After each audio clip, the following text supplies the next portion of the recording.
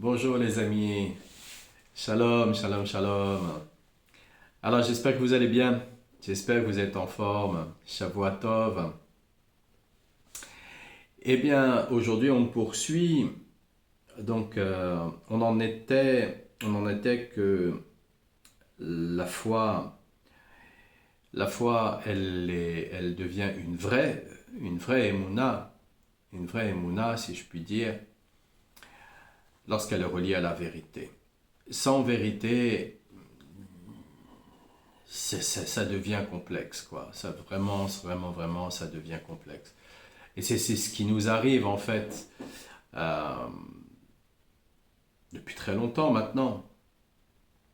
C'est qu'il y a tellement eu un mélange par rapport à la foi, il y a tellement eu des couches qui sont venues se superposer dans la vérité, qu'aujourd'hui, euh, pour véritablement parler de vérité, c'est extrêmement complexe. Extrêmement complexe. Alors que c'est simple. Et on va parler d'une chose simple et tout de suite, on va voir ça comme quelque chose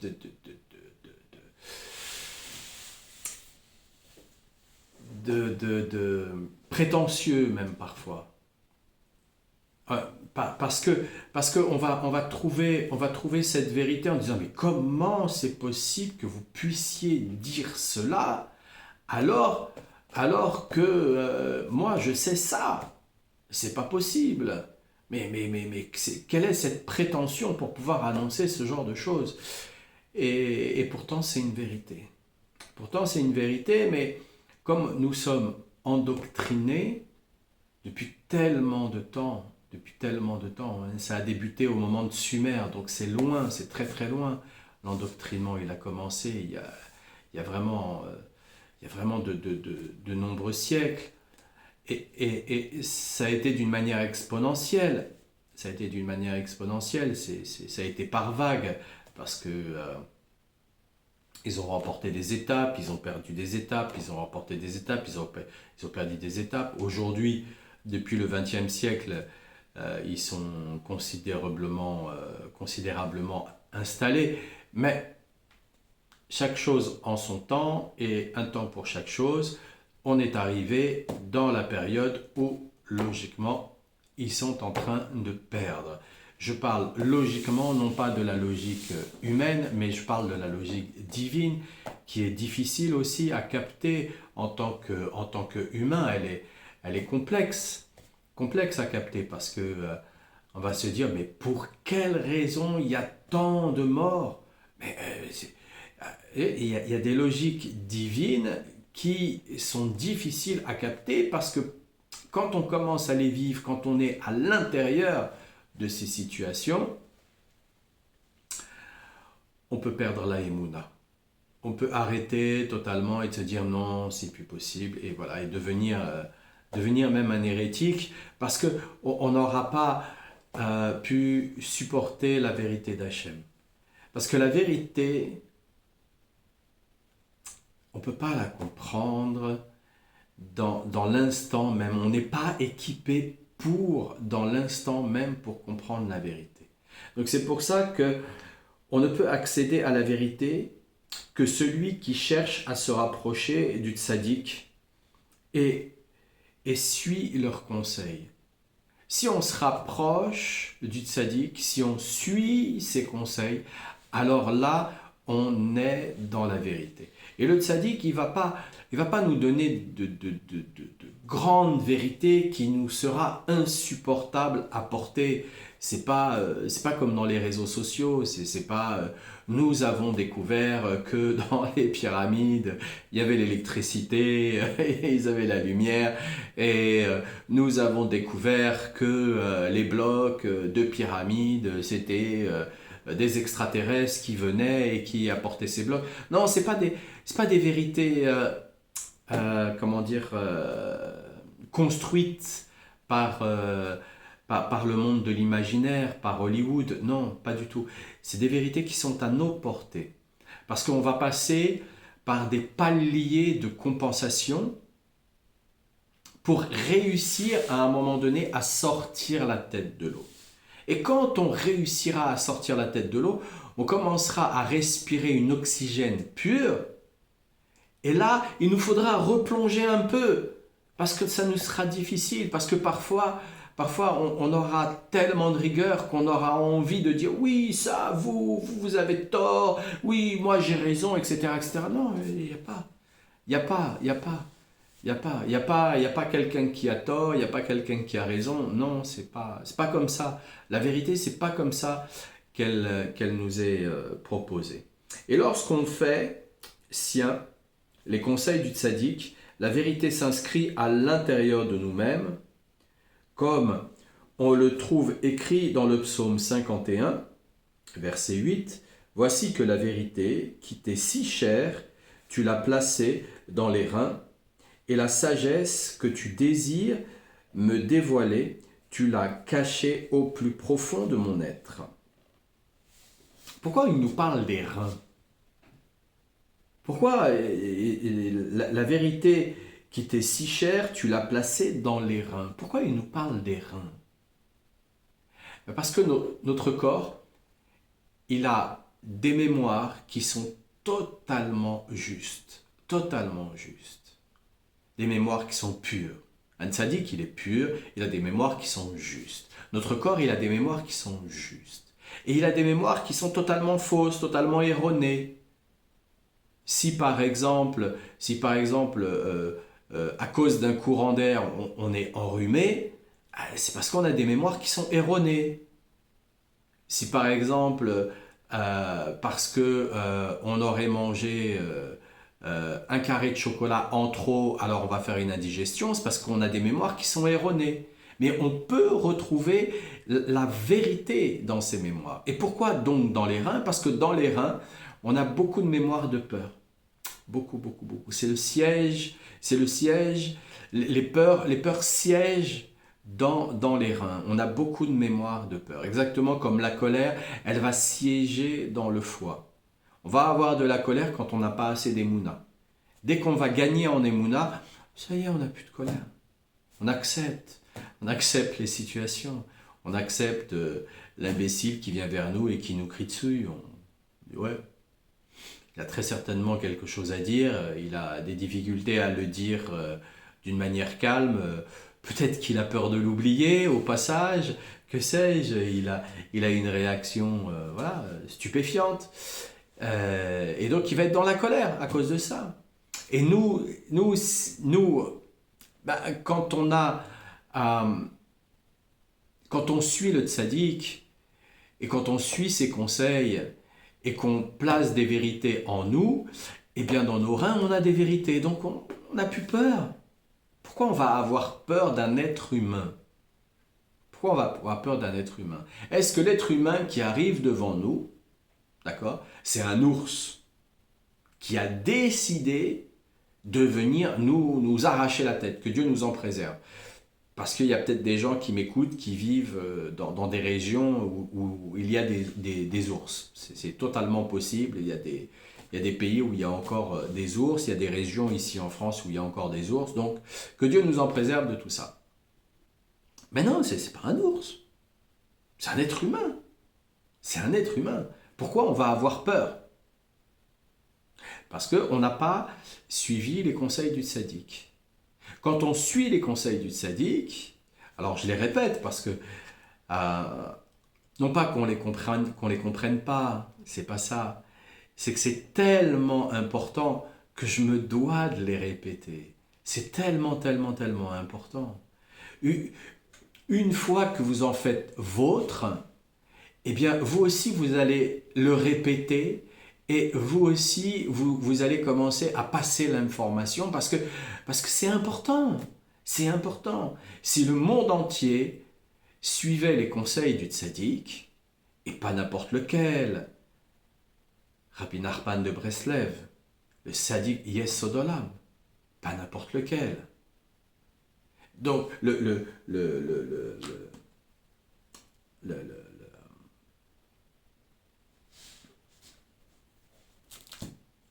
pas n'importe lequel tzaddik. Eh bien, C'est quoi ces conseils? Se réveiller à Ratzot.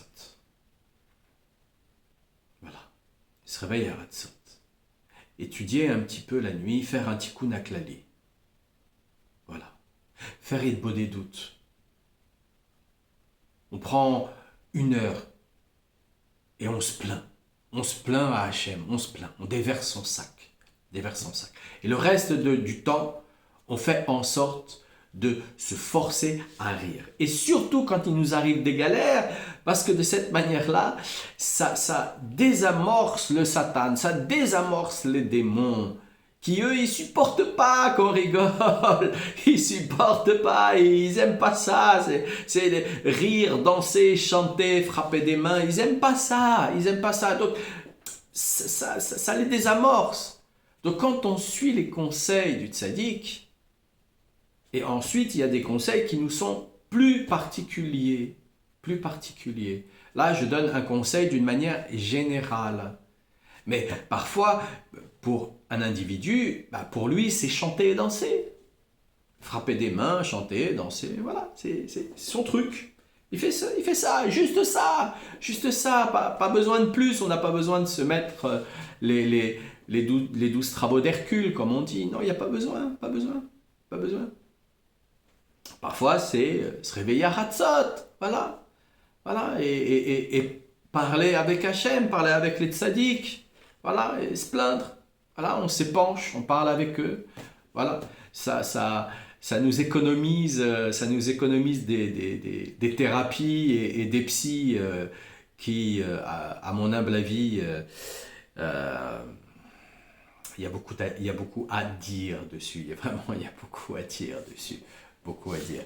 J'ai reçu beaucoup de médecins et je leur ai vraiment montré que s'ils n'y réussissaient pas, c'est parce qu'ils étaient malades. Donc on doit déjà se guérir avant de pouvoir guérir quelqu'un d'autre. Hein. C'est pas aussi simple que ça. Donc, pourquoi les reins? Parce que c'est la base des peurs, les reins. C'est la base des peurs. Donc quand on vient y mettre des vérités à l'intérieur, on a moins peur. Dans un premier temps, on a moins peur. Ne plus avoir peur du tout. Waouh, là, on a gagné une grande émouna, une grande émouna.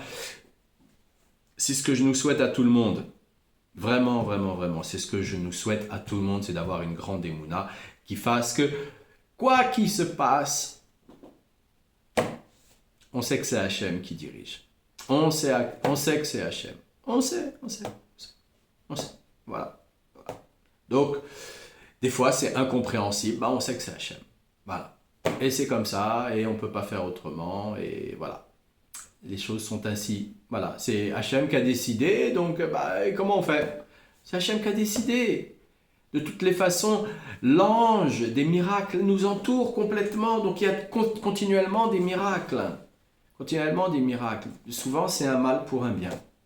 C'est comme ça. Si par exemple, on veut purifier son foie. Les reins, c'est un peu plus compliqué. Mais par exemple, on veut purifier son foie.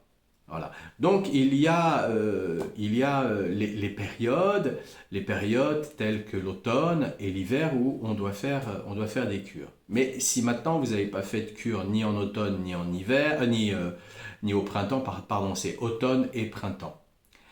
Si vous n'avez ni fait de cure en automne, voilà, et ni au printemps, vous n'avez jamais fait de cure de votre vie et que vous avez envie de commencer une cure là maintenant, vous pouvez commencer une cure là maintenant. Vous achetez du desmodium. Voilà, vous trouvez desmodium, voilà, c'est en ampoule, vous prenez une ampoule par jour, vous lisez la posologie, vous nettoyez, vous commencez à nettoyer votre foie et vous évitez de manger des choses qui sont pas bonnes pour votre foie aussi. Voilà, vous allez regarder sur Google, vous n'allez pas tout prendre. Il y a certaines choses que vous mangez, il y a d'autres choses que vous ne mangez pas. Donc, il y a des choses que vous mangez qui ne sont pas bonnes pour le foie, et vous allez le voir et vous allez dire, bon, ok, j'arrête pendant ma cure de desmodium, juste pendant votre cure de desmodium, c'est tout. Si après vous recommencez, vous allez voir, vous allez recommencer un petit peu et parfois vous allez mettre ça dans votre bouche, vous allez faire c'est pas bon, ça n'a pas bon goût, j'aime pas ça. Mais ça, c'est quand vous avez fait vraiment une bonne purification. Mais parfois ça prend du temps. Donc faites juste une cure. Et au printemps prochain, vous en referez une autre. Voilà. Mais quand vous prenez l'habitude d'en faire une en automne, une au printemps, eh bien vous allez nettoyer, vous allez nettoyer, vous allez nettoyer, vous allez nettoyer. Et le foie, c'est l'organe qui se reconstitue dans le corps. C'est le seul organe du corps qui repousse. Mais c'est complexe. C'est complexe pour pouvoir le purifier totalement et lui redonner une vraie dynamique totale, puisque le cœur est né en premier, hein, dans l'embryon, c'est le cœur. Une fois que le cœur il commence à prendre une certaine épaisseur, alors le foie et les reins se mettent à pousser ensemble pour que dans le fœtus, il y ait le cœur, le foie et les reins. Donc ces trois organes, en vérité, sont en relation avec le cœur. Beaucoup, je dis bien beaucoup, je ne dis pas toutes, parce qu'il y a des anomalies aussi génétiques, voilà, des malformations, mais beaucoup de problèmes cardiaques viennent du foie et des reins, ou du foie et des reins. Donc quand on sait ça, on protège son foie, on protège ses reins, et on nettoie, et on nettoie, et on nettoie, et on nettoie, et on nettoie. Les reins, c'est plus compliqué, je vous ai dit, c'est beaucoup plus compliqué. Il y a des plantes, il y a tout un tas de choses, je ne peux pas énoncer ça là, ici, voilà. Mais en entretien, dans ce que je fais, je donne les cures nécessaires pour pouvoir se purifier au niveau des reins, et on va jusqu'à même enlever les calculs rénaux et même les calculs coralliformes pour ceux qui ont entendu parler de ce que c'est. Logiquement, la médecine n'enlève pas les calculs coralliformes. Ben, je suis la preuve que ça enlève les calculs coralliformes, puisque ce que je donne, je l'ai moi-même utilisé pour moi dans des problématiques et qui font que je sais que ça fonctionne. Voilà, je sais que ça fonctionne. C'est pas, je ne me base pas par rapport à un protocole ou ce genre de choses. Je sais que ça fonctionne. Voilà. Un guérisseur, c'est quoi? C'est quelqu'un qui sait déjà se guérir. Ensuite, il sait se guérir pour quelle raison? Parce qu'il a la Emouna. Pour quelle raison? Parce que Hachem lui donne les conseils nécessaires, donc il va suivre les conseils nécessaires. Et ensuite, un guérisseur, c'est quoi? Un guérisseur, c'est celui qui laisse la place à Hachem pour pouvoir guérir. Voilà. Sinon, on fait quoi? C'est pas grand-chose. On ne sait pas grand-chose. On a un peu d'expérience. On a un peu d'expérience avec le temps, mais auquel cas, on ne sait pas grand-chose. Vraiment, vraiment très très peu. Très très peu. Et donc, la personne qui reçoit les conseils d'un tzaddik établit avec lui une relation semblable à une union conjugale totalement pure. Par contre, lorsque quelqu'un reçoit les conseils du mécréant, eh ouais, c'est comme s'il avait contracté un mariage avec l'impureté. Voilà, voilà. Ah, Les conseils du tzaddik, c'est un mariage pur. C'est un mariage pur, pur, pur. Il sait exactement pourquoi il nous le dit, exactement pourquoi on doit le faire, exactement. C'est au micron, pour qu'on puisse petit à petit monter dans les paliers de décompression pour ensuite aller vers la vérité et voir un peu la vérité. Parce que si on l'a fait directement là, d'un coup, d'un seul, on ne la supporte pas. On ne la supporte pas. Déjà, elle nous brûle. Parce que quand on va vers le feu sacré d'Hachem, eh bien, soit il nous réchauffe, parce qu'il est la vérité pour nous, dans l'instant, soit il nous brûle parce qu'on est rempli du Yetzer Hara, on est rempli de l'ego. Alors il vient et ça nous brûle, on ne la supporte pas cette vérité. Pourquoi tu m'as fait ça? Pourquoi je vis ça? Pourquoi il est parti? Pourquoi il est mort? Pourquoi ceci? Pourquoi cela? Voilà, on ne la supporte pas la vérité. On ne la supporte pas. Donc on doit y aller par palier, par palier, par palier, par palier. Et quand on a malheureusement quelqu'un dans notre entourage qui vit des difficultés comme ça, quelqu'un qui vient de mourir ou quelqu'un qui vient de se faire quitter ou de se faire tromper ou un enfant qui se drogue, que Dieu nous en préserve de tout ça, la seule chose que ces personnes ont besoin, c'est qu'on se taise et qu'on écoute. Qu'on écoute. Et si on a une véritable écoute avec eux, on va pleurer avec eux. On va pleurer avec eux. Et quand on pleure avec eux, alors là, on est dans une véritable union avec eux. C'est là où on est avec Hachem, totalement avec Hachem. C'est la plus grande des unions, c'est cette compassion-là. Sans cette compassion-là, voilà, on peut faire tout ce qu'on veut, tout ce qu'on veut. On peut faire toutes les teshuva qu'on veut, on peut suivre même le tzaddik. Si on veut une véritable union, notre cœur, il devient le cœur de la personne. Notre tête, elle devient la tête de la personne. On pleure avec elle. On a vraiment, vraiment de la peine. C'est pas du cinéma, on ne se force pas. On a véritablement de la peine. Là, on est véritablement avec Hachem. Là, on vit véritablement une union profonde avec Hachem. Une union profonde avec Hachem. Et ça, je nous le souhaite vraiment à tout le monde. Je nous le souhaite vraiment à tout le monde. C'est quelque chose de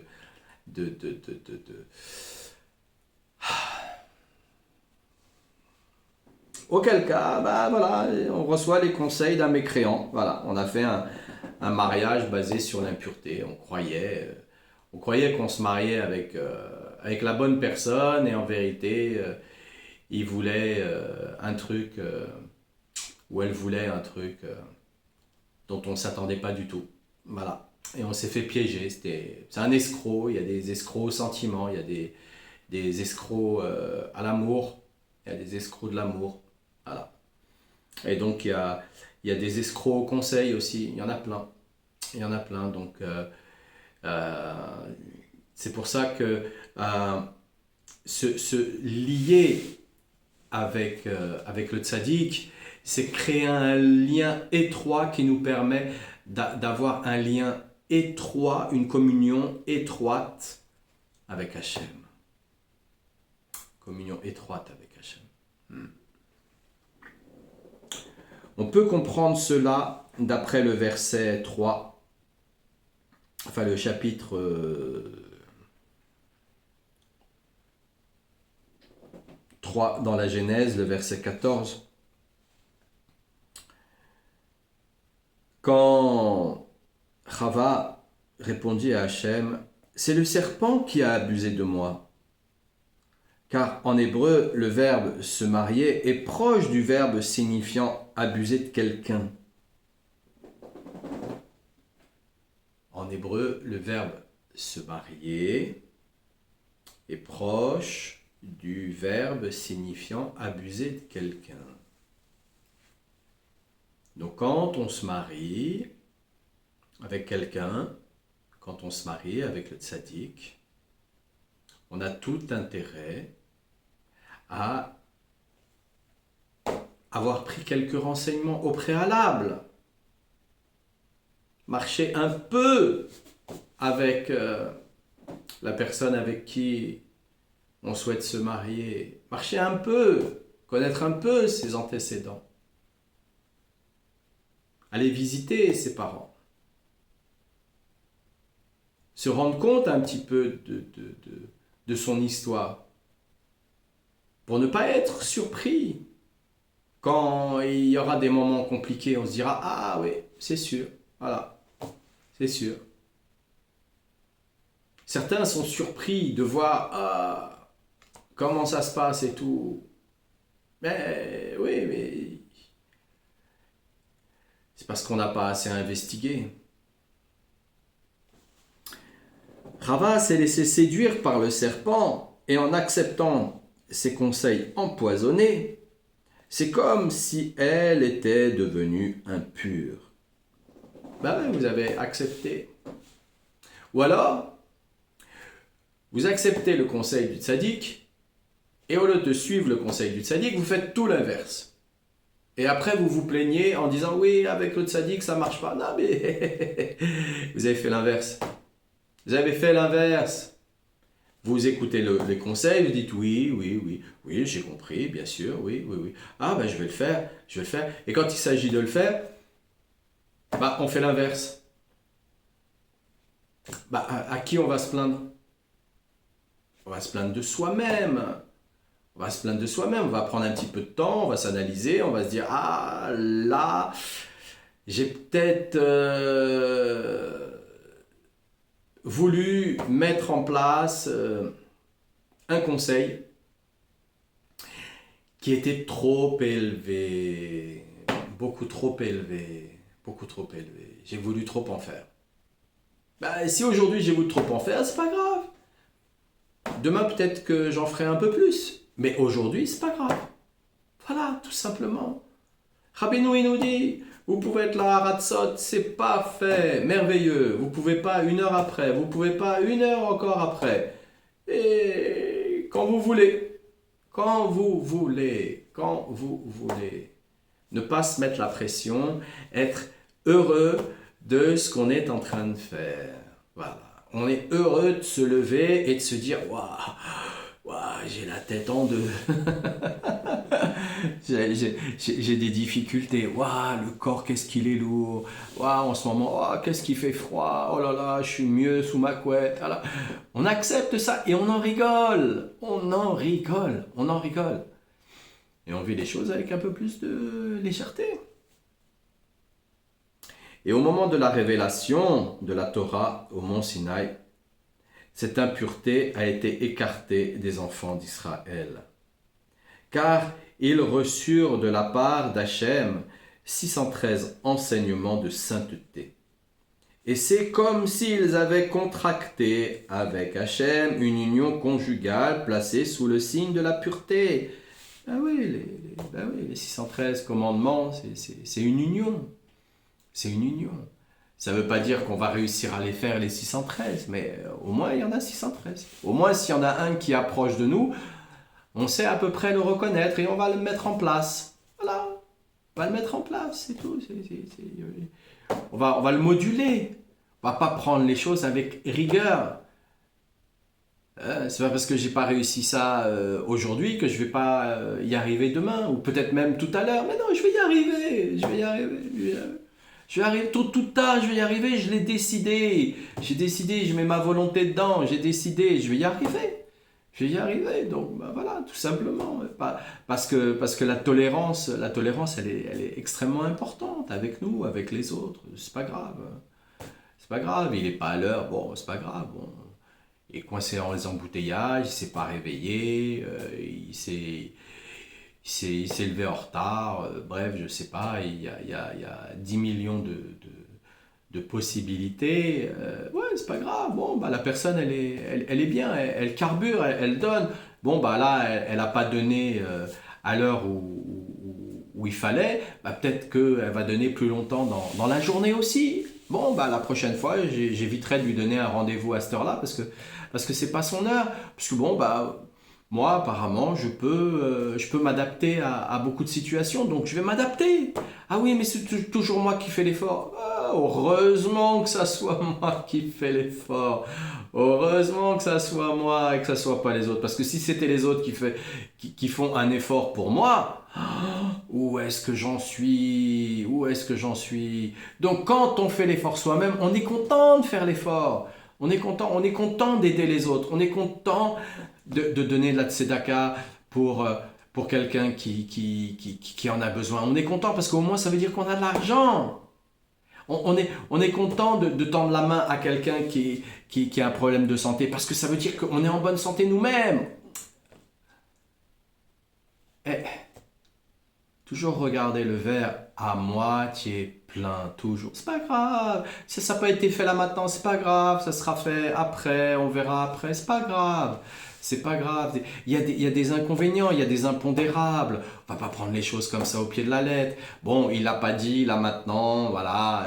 Et puis là, il dit ah bah tu sais, là j'avais dit que je te donnais tant, mais là tu sais les difficultés sont telles que je peux pas. Voilà, je suis désolé, je peux pas. C'est pas grave. C'est pas grave, c'est pas grave, c'est pas grave. Il m'a dit qu'il allait me donner, il peut pas là maintenant. Bah, plus tard, je redemanderai. Qu'est-ce qui fait que plus tard, je ne redemande pas? Donc, le mariage que nous avons fait avec la Torah et les 613 mitzvot, c'est un mariage de pureté avec Hachem. Hachem, il veut nous enseigner la pureté pour que justement, on ne tombe plus sous le coup de la manigance d'une arrache.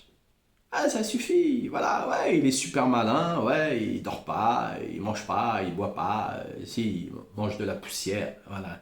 Tout ce qu'il met dans sa bouche, c'est que de la poussière, voilà. Il peut manger du caviar et boire du champagne, c'est que de la poussière à chaque fois, et ça a le goût de poussière pour lui, voilà. C'est comme ça, et ça ne peut pas changer, c'est éternel. Bah ouais, et nous, il faut qu'on fasse attention. Il faut qu'on fasse attention, peu importe l'âge que l'on a, on est jeune. On est jeune, on est jeune, peu importe l'âge que l'on a, peu importe l'âge que l'on a, on ne sait pas. Alors, quand on suit les conseils du tzaddik, on a toutes les raisons du monde pour réussir, pour réussir. Même si c'est 1 centimètre, au moins on a réussi 1 centimètre. C'est important, c'est très très très important. Et pour quelle raison le mot conseil est-il apparenté au mot mariage? C'est parce que les reins sont conseilleurs et les reins sont également l'organe produisant la matière séminale. Et si bien que lorsqu'on reçoit un conseil de quelqu'un, c'est comme si l'on avait reçu de lui-même sa semence. Et tout dépend de qui on reçoit le conseil, d'un juste ou d'un mécréant. Et c'est pour cela qu'il est dit dans le traité de Sanhédrin 26b que l'étude de la Torah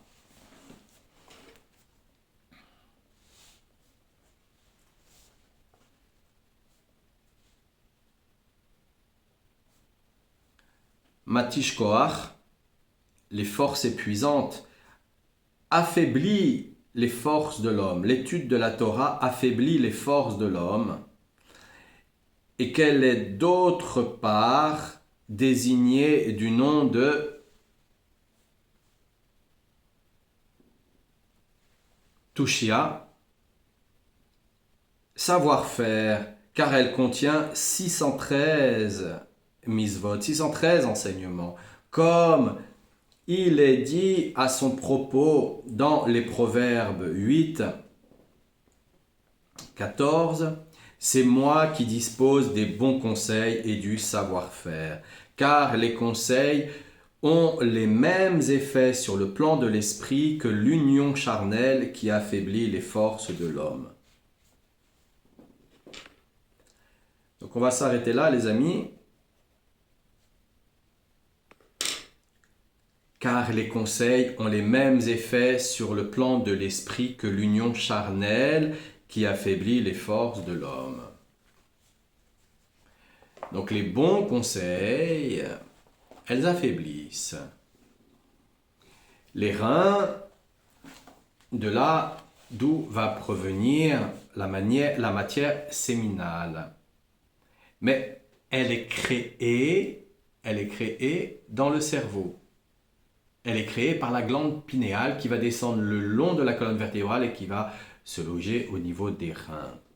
Donc si dans les reins, il a été mis trop d'impureté, les conseils de l'homme seront des conseils de mécréants. Alors que le tzaddik, lui, va toujours donner. Pourquoi? Parce que le tzaddik, il garde sa matière. Il la garde. Il l'utilise pas pour n'importe quoi. Il la garde. Elle est très très précieuse parce que quand elle remonte le long de la colonne vertébrale et qu'elle va dans le cerveau, elle ouvre les parties du cerveau qui nous sont importantes pour être en communion avec les différentes portes d'Hachem. Alors portez-vous bien les amis, on commence cette semaine, portez-vous bien, ayez une bonne semaine, plein de bonnes nouvelles, dans le chant, dans la danse.